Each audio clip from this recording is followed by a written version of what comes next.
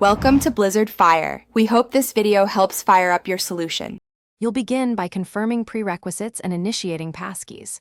Make sure your Apple ID has two-factor authentication and you're signed into iCloud on the device.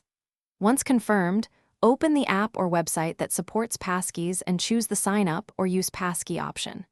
When prompted, select Create Passkey, then authenticate with Face ID or Touch ID.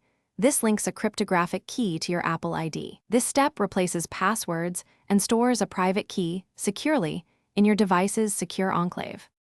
Once the device prompts, approve creation by authenticating, this generates the public/private key pair.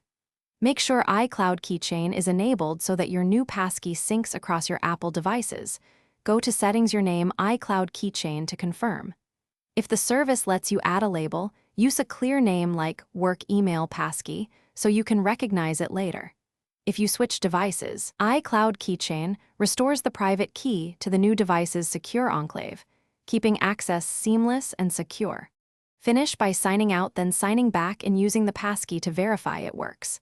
If something goes wrong, make sure iCloud Keychain is active and both devices are online.